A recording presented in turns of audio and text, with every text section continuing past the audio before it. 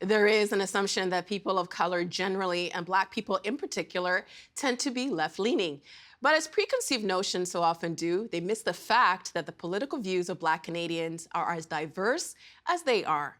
So, what does it mean to be Black and a conservative voter in this country? With us on that, from furthest away from our studio to closest, as is our custom, in the nation's capital, Lilly Obina, longtime Conservative Party supporter and campaigner, who ran for the federal party's nomination in Nepean in 2015.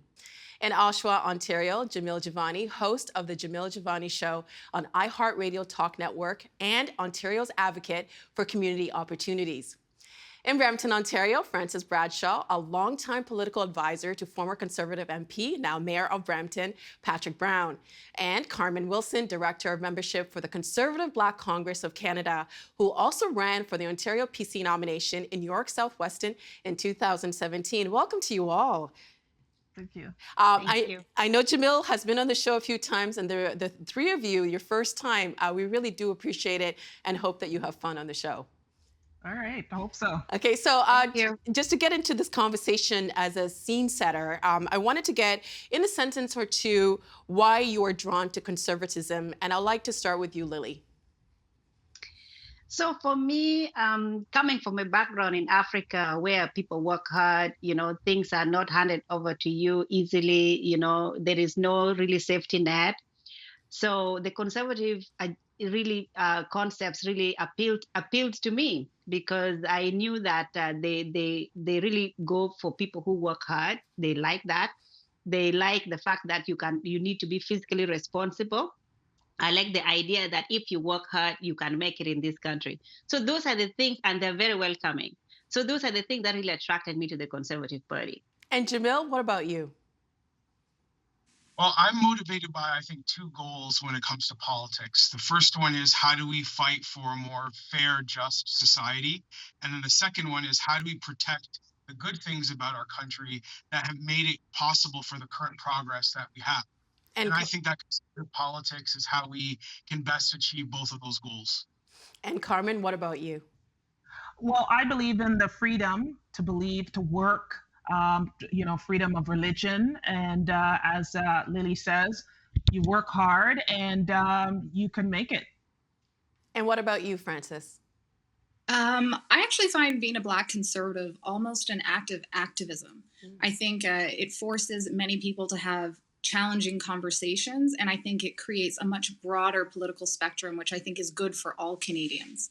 And Jamil, obviously there are different kinds of Black conservatives, but throughout Canadian history, what have been the key features of Black conservatism?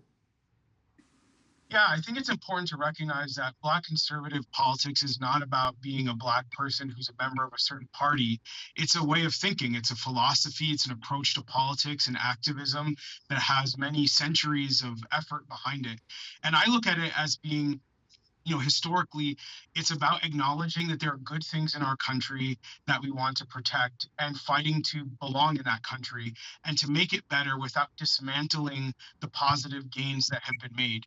So when we think about having appreciating mixed market capitalism, for example, or freedom of speech and freedom of religion, these are things that Black conservatives over the years have valued and have fought to protect, but have also made the effort to challenge Canada to be better.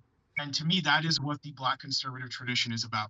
And just to build on that, Frances, to go back on something that you just said about how you feel being a Black conservative is an act of is activism itself. Can you expand on that, please? I look at it as an act of activism, not just in elections, but within the party. The fact of the matter is every political party has racist origins. They all started without us.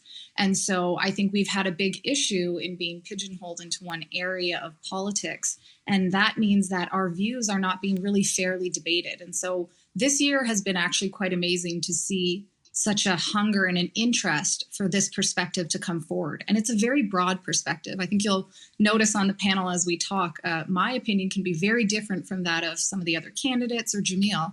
But one thing I've noticed is there's space for all of us here. We just have to work and make it. I want to talk more about that diversity in a second, and we'll also talk about racism. But Lilly, Canada's first ever Black MP and federal cabinet minister was a conservative, Lincoln Alexander. He was elected to the House of Commons in 1968. Why do you think it was conservatives that achieved that first in this country? Like I said before, conservatives don't segment people by race, and they don't segment people by your income level. They accept you if you're able to deliver. So I am almost certain that at that time they were looking at this guy who could actually be able to deliver for their community and said, okay, come and be in the tent. And I think that is what the Conservative Party is about. And that's what we should be talking about all the time, in the media, trying to put some of these great things that they've done and feeling comfortable. I think that guy in 1968 felt as comfortable as I am right now in 2021. I would argue was less comfortable, and maybe that's why he did it. I know, speaking on his history, if I looked back at some of the legislation he brought forward and talked to people who worked with him, he went through difficult experiences within the party and used that to help bring the party forward. So I think when we talk about it, we have to always remember the challenges that exist in bringing in new space for our community. Why do you think he was able to achieve that, though, in 1968, Frances? Because he was willing to fight. Black political engagement involves pushing into systems that weren't designed for us or by us. And so I've learned that if I want my voice to be heard, I have to ensure that I'm at the table. I can't ask, I have to create the space for myself. And Jamil, Jamil, there is an assumption that, sorry, Lilly, did you want to respond to Frances? Yes, but I wanted to tell her that there has to be a foundation for you to feel comfortable to even make that activism in the first place. So correct, yes. The Conservative Party gave that platform for him to be able to do that. He could have done it with any other party, but he felt his values aligned more with the Conservative Party, which is the great thing that we all feel. It doesn't mean that it's easy, but at least we feel that we can fight for those values within the Conservative Party. Jamil, I grew up in Canada. I came to Canada when I was 9 or 10, and I never learned about Lincoln Alexander in school. And there is this assumption that overwhelmingly Black people in this country are left-leaning and vote for left-wing parties. What do you make of that assumption? Well, I think in large part that assumption is based on sort of who controls the narrative and who controls the dialogue around politics. Often it's people who are university educated, people who live and work in affluent areas, who live at the top of ivory towers and work in very privileged jobs. And those also tend to be, halls of power where you find more left-wing and more progressive thinking.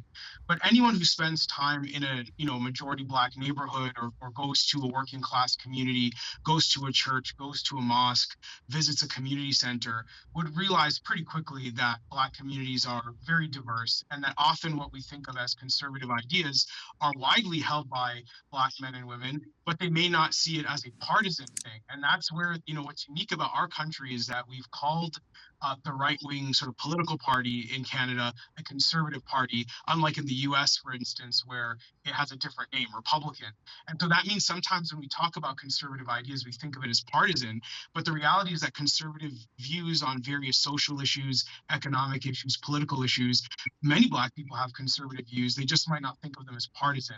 So I think a key part of, establishing the genuine political diversity that exists in our communities is to just remind people that often these narratives are being shaped by those who are very privileged in our society, and that means denying sort of the class dynamics that exist. The same goes for white Canadians. White Canadians, from working class backgrounds are on average, more sort of conservative in a nonpartisan sense on many issues than white Canadians who go on to university. So the class dynamics that exist among the white population also exist in Black communities. We just don't talk about it the same way. And I also wonder, because I come from a country where, if you talk about politics, that you could actually get killed for talking about politics. And oftentimes when we talk about voting apathy, I wonder if we take these things into consideration. Carmen, I know you wanted to add something. Yeah, I just wanted to say, it is, I remember when I was little, my mother told me that I had to vote for the Liberal Party, and from now on, and I said to her, Pierre Trudeau's not here. And I looked at the Conservative Party, and it's a party that has all the values that I want: a strong family, working class, for the working class people. And as Jamal says, the narrative's been there. The Liberals have been able to run with it and say that they're the only party who cares for us. And that's not true. So, I want Black Canadians to know that the Conservative Party does care. We have policies that we brought forward. Diefenbaker brought the immigration, where you can come to Canada based on your abilities and not on your race. And he had that. And then Pierre ran with it and called it the bill, Charter of Rights. So there's a lot of things that the Conservative Party, as a Black Canadian, is there for us to help us. But it's also up to our community to work with the Conservative parties. And Carmen, you've actually said that many Black people are afraid to voice their conservatism in public. Why is that? I've been shouted at many times. I'm being told that I'm with a racist party. One person called me the token Black, all the things that they say, because they think that this party, there's racism in it, that the Conservative doesn't care about Black Canadians. And I'm here, one of the many, to say that's not true, that, Conservatives for everyone, and Black, for example, Black people were welcome. I feel very welcome in the Conservative Party. And Lilly, you've said that being a Black conservative can be very lonely. What did you mean by that? So, like she just mentioned, sometimes when you're in gatherings with your friends and your neighbors, and you always find that you're almost by yourself. Like most of the community is really progressive, and they're mostly with the other parties other than conservative. So you find that when discussions happen, they don't understand you. You feel lonely. My own son, I have discussions with him in the house, and he's liberal. And it is very interesting how he became liberal, because he just feels like conservatives does not help people enough. They don't have a heart. They use the words like cut. If I was a conservative operator, I would say never use the word cut ever again. Just use words that people can understand and gets people in. And yet their policies are really great. They would talk about, let's say, reshaping the government, making an efficient government. And yet we know that if I lost my train of thought. That's okay, but I think it's interesting that you identify as being conservative and your son is a liberal, and that's the diversity within Black voters across the country. Wouldn't you agree? Exactly. And you know what? We have actually very heated conversations. And like she just said, they always think that Conservative Party is a racist party. And I said, this party has been the most embracing party. I go to their functions, you talk to everybody, people talk to you, usually they listen to your ideas. They do policies that affect you personally, that actually helps you to improve as a person. Who can argue with that? Those are like good policies. Instead of things that give you handouts, keep you in a place where you're not, like you cannot grow. They're not looking for ways to help your children. Instead of focusing on getting my son from prison, focus on making sure my son has the knowledge and everything that can be in a society and grow and be a better Canadian. And that's what conservatives try to do. Well, people don't see that. Frances, Carmen said that there's that relation with her family. There's a relationship voting Liberal because of Pierre Trudeau. What can the Conservatives do to garner or even foster that trust with the Black community? I think one of the challenges is we have not been actively engaged in the Black community. So I remember when I was working for MP Joan Crockett in Calgary, it's February, and which is also Chinese New Year. And I remember going to like 6 or 7 Chinese New Year events, and they didn't even have anything on the list for Black History Month. And that's because there was a lack of relationship that has been developed. I think part of the biggest challenge that the Conservatives have to overcome is that narrative that I don't see race. Because for the predominant Black community, when you say you don't see race, it also tells me that you don't see the experiences that I have because of race, and that you perceive my race or recognizing my Blackness as being a bad thing. When in fact, I want you to recognize me being Black. I want you to recognize me being the child of an immigrant, and I want you to celebrate that with me. And so I think this is something that's not just within the Conservative Party, but within Canadian culture. There is a kind of a generation that felt that the best way to be anti-racist was to say you don't see race. And so I often have to have that conversation with, candidates and party members to articulate to them what that actually means to a Black person. And I find oftentimes when I have those one-on-one conversations, when I'm open and I'm allowing them to ask me questions, we come out in a more progressive space and I end up with an ally to the Black community as opposed to somebody who looked at it from the outside. So I think it's about us putting in the effort, showing up, going to the events, engaging with the community, and not just around the issues of policing and guns and violence. At the City of Brampton, we're talking to the community about procurement. How do we increase those opportunities? How do we look at doing FDI, foreign direct investment with Africa and the Caribbean, given that those are two of our largest Black and Caribbean populations in our city? How do we leverage that to make our city better? Well, I think I want to follow up with you, Frances, because it kind of feels we've kind of touched on racism a little bit. The federal conservatives have been accused of targeting communities of color with debates over niqabs, old stock Canadians, barbaric cultural practice, snitch lines, and some leaders like Doug Ford have been in pictures with members of hate groups. The opposition leader, Erin O'Toole, has denounced that hate group, but there is that perception that conservatives are more interested in courting far-right hate groups than they are in engaging with Black communities. How do you see it? So part of this, I think, is a conversation about just Black political strategy from across the board. So, I've been at events, especially being at the city, we're nonpartisan in that space. I've been at events with a lot of different kind of politicians, and they'll, I had one former NDP individual who said, well, in America, Black Americans don't vote, so we need you to get out to vote. And it was kind of confusing to me because as a Canadian, I've never been asked when I vote if I'm Black and voted. I've just been asked, did I vote? So I think we are creating a narrative that is maybe not even true. And I think people within the political spectrum have fallen into that narrative and then have been unwilling to engage past their comfort zone. Because every election, political strategists on the left and on the right identify their base, their key voters. They're going to do some polling to find out what issues stick to those voters. And they're going to, in a very short frame of time, are going to try and attract that particular voter. And I think that's something that the more that we are involved in the grassroots of the party, the more that those ideas about what is important to people of color are going to change. We can't have, old white men speaking on the issues of minority immigrant women. It is not that it was an important conversation, but I believe that we need to actually give the mic to those communities. Let them speak for what they are experiencing. And you'll realize that a lot of what they experience reflects conservative values. And Jamil, what do you think?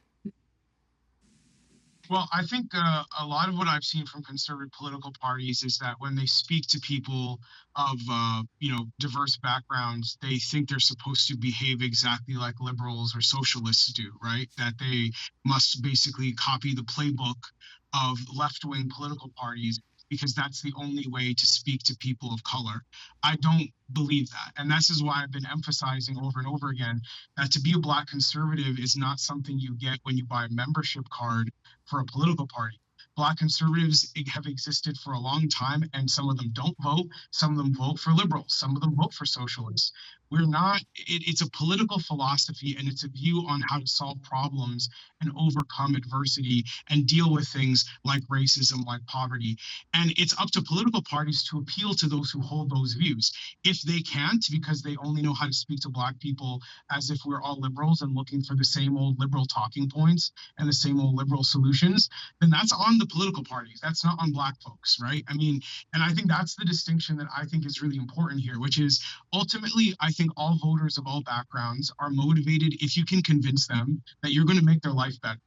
And if the only way conservatives can explain that they're going to make the average Black male or Black female voter's life better is to say we're going to do the exact same thing that the liberals are doing, but just vote for us because maybe we're different and we'll listen to you a little bit more. I'm not sure that's convincing. I'd like to see from conservative political parties, what is your specific plan for Black men and women? And one of the things that I do in my role advising Premier Doug Ford, for example, is we focus on ideas of economic empowerment. that speaks to conservative values that exist in Black communities. And we have tremendous numbers of Black individuals who are entrepreneurs, who are youth workers, who are students, who are moms and dads, who want to talk about the future of Black communities in our country from that perspective. And that's very different from what you're going to get from the liberals or the socialists, for example, who only want to speak to Black people, from my observation, as if we are perennial victims that need to be saved. I don't believe all Black people want to hear that message, and giving a diverse message is important for competing with people for political votes. That's my view on it. And I think just to go off what you just said about diverse, I think also the idea that the Black community is a monolith. This panel right now, everybody here is very different. So different things, you might be voting conservative for different reasons. And Carmen, you actually ran for Ontario PC party.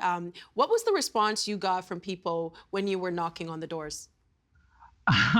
So it was in York Southwest, and I was seeking the nomination in 2017, and I had a lot of very angry Black people talking to me. I had one gentleman told me to shut up when I tried to speak. I'm very angry that I'm with a racist party, he said, and I tried to explain to him that it's not. But when he was speaking, I said to him, you know, the thing about Canada is I like the fact that you are allowed to view your opinion, and I'm hearing you, and I'm listening to you. I chose to be a conservative because it's not the conservative party that you've described. That's not what I see. The problem with our party, though, is we seem to have a problem with approaching the party. Some people said they're afraid that they're being attacked. I'm not afraid of being attacked.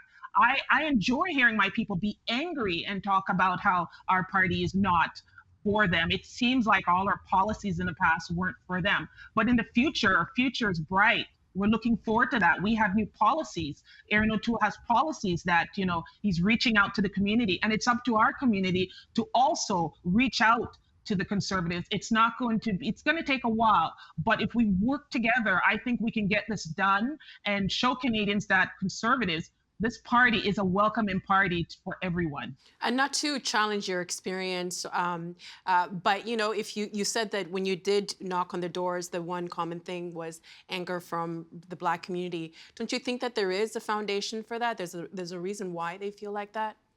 Yeah, correct. And I understand that. As I said, our party seemed that we didn't reach or was afraid to reach out to the community. We had a few Black people run, but there wasn't a lot more Black people that felt that they had the opportunity or were welcome to run.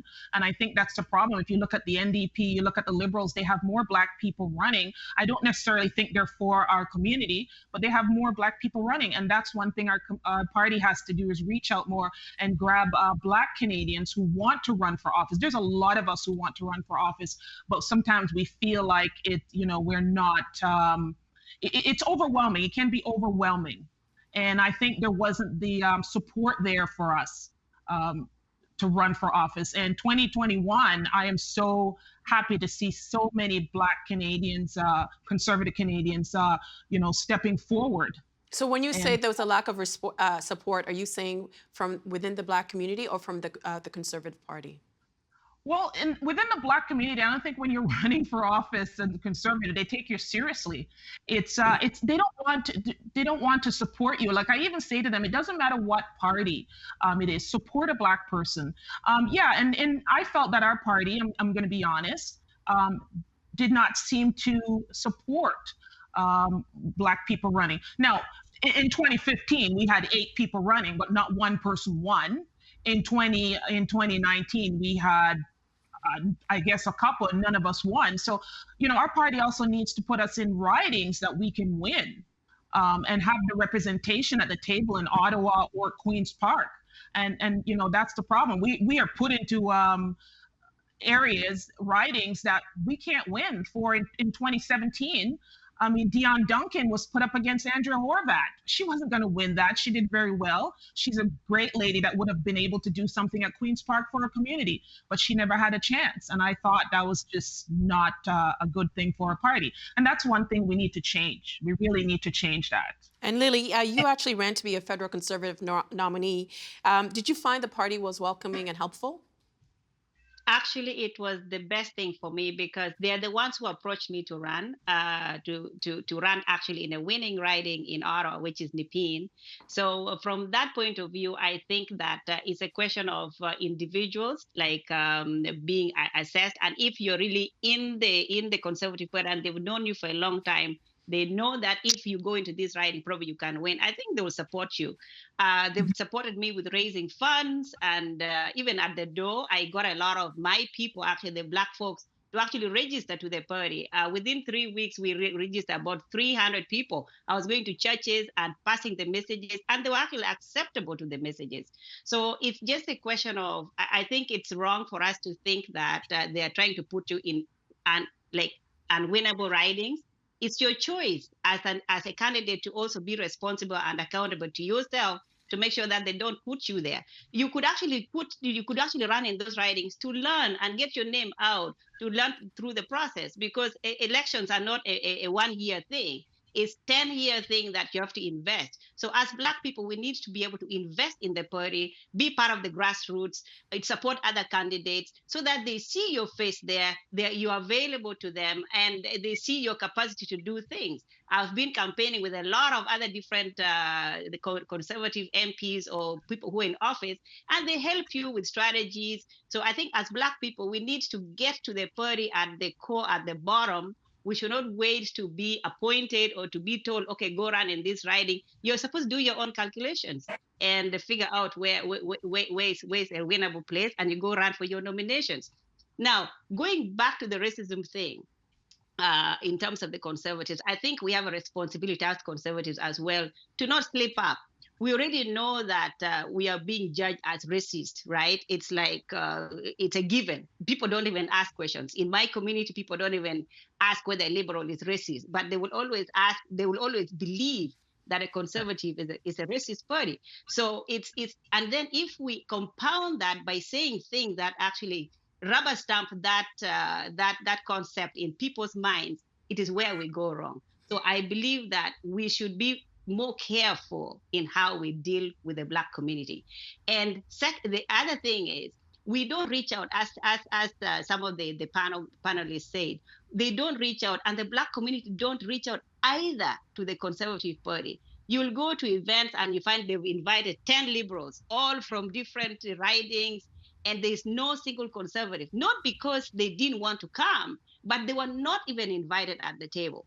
So I always challenge them. I say, why don't you guys invite also the conservatives so that you also hear their point of view? They're able to come in the community and talk to you about what they're going to do. The last thing is, we are not at the table when they're creating those policies. So I think we should be more at the table, creating those policies that actually work better for our communities ourselves. It's a lot of work on the few of us who are there, but I think in the long run, we have to be taking the message back to the base and actually getting people educated on what they can get out of the Conservative Party. We have less than 10 minutes. I told you it goes by pretty fast. Jamil, Prime Minister Trudeau has said and this is part of the quote, systemic racism is an issue right across the country in all our institutions. You say that by saying that, he's abdicating responsibility. What do you mean by that? Well, I think that, if you look at, we're having this conversation during Black History Month, for example, and if you look at over the course of Black history in this country, we've often seen success by identifying who is a racist, what is racism, how do we make a change that's going to push back against what is a sinful behavior, which is what racism is. When we talk about racism in these very broad strokes, like often when people use terms like systemic racism, it feels like we're talking about a ghost. Where is it? Who is it? Who's responsible to fix it? The fact that our prime minister can come out and say that our country has systemic racism everywhere, and no one bothers to say to him, okay, so what are you doing about it then? He enforced criminal justice laws that he's now calling systemic racist for the last 5.5 years. And the question I think is natural to ask is, well, who's responsible for that, sir? Who do we ask to make amends for enforcing laws that you're now calling systemic racism. When we use these words and we make it so broad that no one's actually responsible, then no one gets held accountable. And that's my primary concern with how the term racism gets used a lot these days. I think we should live in a society where when we identify racism, we know who's responsible to fix it, we hold them accountable to do so, and we stop using it in these broad strokes that allow for people in power to say, oh, I'm just by talking, I'm doing something helpful. I don't think if you're in a position of power, talking is enough. Frances? But is it not our responsibility as, people who are in government? Because I understand systemic racism, right? We live it all. We've all experienced it. So when people talk about that, for example, at the City of Brampton, we are doing a really deep dive into our institution and how it relates to Black people from 3 different perspectives: economic engagement, social engagement, and cultural engagement. And so I think it is important that when we talk about systemic racism, how do I identify that? Jamil, you're completely right. I think the conversation has stopped at what is systemic racism, which I think it's very important to identify and point it out. But we need to then talk about solving the issue. And I think part of the challenge is I think it's a bit strange that we put the onus on Black people to solve what is ultimately a white community's problem. Racism is something that is put on me. It is not something that I seek out. However, it is very important to engage the Black community on how we build Canada. How do we ensure that the views and values and things that Black Canadians bring from their even home countries, how can we use that to improve Canada? How do we make this a better space? And I think the lack of engagement that we've had has stopped that conversation. And I talk about not just as conservatives, the Liberals and the NDP. The only time I ever see reach out is when there is a crisis. You don't build relationships that way. You have to be proactive. And so I think what I'm seeing from the Conservatives, and we've seen this with Jason Kenney, who has done amazing work. We're seeing Doug Ford exploring this space, and he has in the past. And we cite, leaders like Patrick Brown. So for me, leadership matters. The leader sets the tone. And so I think it's very interesting to see that we've had 2 Black conservative organizations being launched following the election of Doug Ford, as well as over in the province of Alberta. That says something. And I think it's very important to look at those leaders and ask, what are they doing differently? And Carmen, your thoughts? I agree that, systemic racism, like I grew up in a little town called Erin, so I was the only Black person in town, so I understand that. And I think it is up to our party. Our government has to reflect the people that it's governing. We're a diverse society. So in our party, we need to have Black people at the table, because to outline our problems. As Frances says, we can't get a whole bunch of white men or, to be looking at our problem and solving it for us. We have to be there at the table to be solving it, telling them what is wrong with our community. They don't necessarily know what's wrong with the community, or they don't want to see it. We live in it. I've lived it. Even in 2021, I'm still experiencing racism. So, it's up to us to reach out as well, both sides to reach out and work together and eliminate this, because it is good for our society. It's good for the Canadian society in whole. We want all our citizens to feel that they're a part of this great country. I'm an immigrant. I came here in 1976 when I was a little girl. And even at that age, I knew this was a great country and I embrace it. I hate the winters, but I love this country. I am a Canadian, and I want to be there for my children. I have 3 children that are Canadian born. They're not Jamaicans. So I feel that it is my responsibility to help change my children are biracial. So they have a problem there, that they have to identify, are they Black, are they white? They shouldn't have to do that. They're citizens of Canada, and they should be treated just like everyone else. And I think that's a great place to leave it. Thank you so much for all of your insights, and for the 3 of you who've the first time being on the show. We appreciate your insights. And Jamil, congratulations on your show. Thanks, everybody. Thank you for having me. Thanks, man. The Agenda with Steve Paikin is brought to you by the Chartered Professional Accountants of Ontario. CPA Ontario is a regulator, an educator, a thought leader, and an advocate.